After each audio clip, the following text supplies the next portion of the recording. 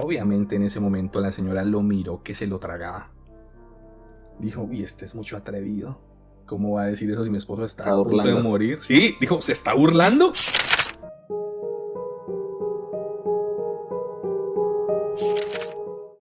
Es necesario que los que creemos mostremos a los que no creen, no porque queramos que se conviertan, no, porque yo quiero que las personas tengan la vida que yo he tenido.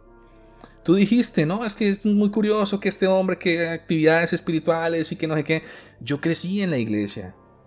Yo crecí con mis papás en la iglesia. Yo iba a la iglesia, yo leía la Biblia, yo estudié, yo crecí conociendo, no solo en la iglesia, conociendo al Señor. Mis papás me cuentan la historia como cuando yo era pequeño, 2, 3 años, ellos orando, yo me arrodillé y comencé a llorar estando con ellos, pero de oración. Es diferente llorar por llorar a llorar porque estamos orando. Un bebé orando, hermano. Y cuando yo empiezo a tener esas experiencias sobrenaturales en mi vida, yo quiero que los demás también las tengan. O sea, yo quiero que tú conozcas lo que yo conozco. Lo que decíamos, yo no puedo decir es que Dios no existe. Yo no puedo decir es que mi carro no existe. Perdón, la comparación obviamente es absurda de Dios con un carro. Pero yo no puedo decir es que mi carro no existe cuando acabo de manejar en él. ¿Entiendes? Ujú.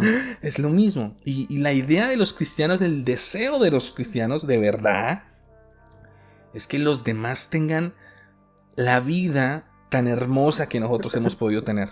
Que pese a las circunstancias, como lo que te hablaba, dificultades económicas, obviamente se tienen. Dificultades de enfermedad, obviamente se tienen. Dificultades, por ejemplo, mi papá tuvo un tema de diverticulitis, porque pues aparte de ellos, mis papás fumaron durante muchos años. Eran bebedores y fumadores. Y en uno de estos, el médico dijo que tenía que hacerle un trasplante de colon.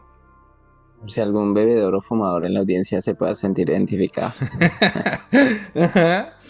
Y Buena entonces, nota. buena nota, sí. Mis papás eran mis papás, pero ahorita obviamente son mis papás todavía, obvio.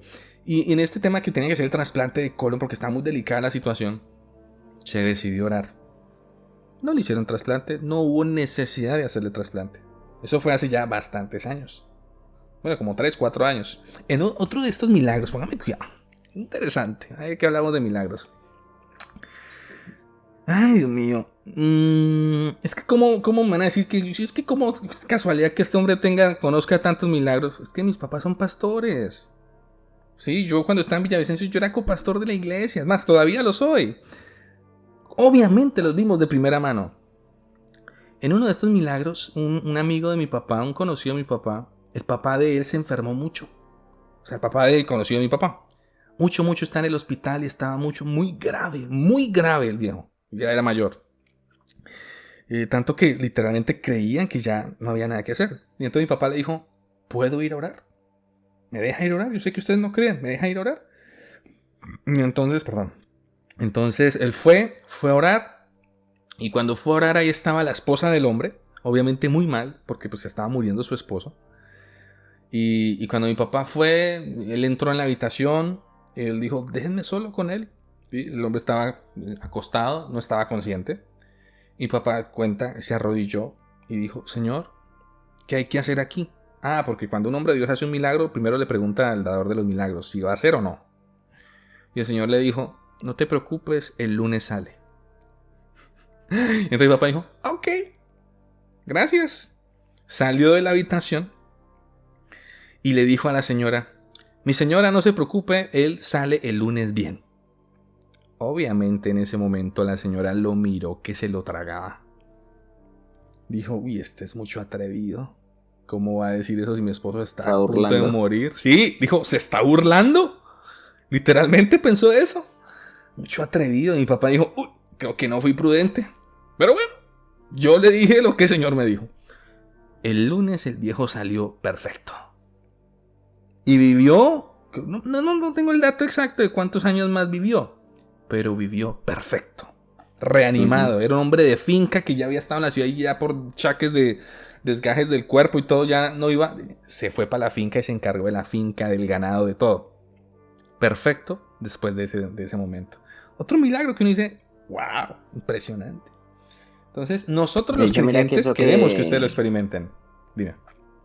mira que eso que dices porque sé que puede parecer algo chocante para muchas personas que estén escuchando esta conversación, es que tú dices y de pronto ya están acostumbrados muchos de los de la audiencia a escuchar a algún cristiano que dice, es que Dios me dijo, es que Algún Dios me loco, sí. habló.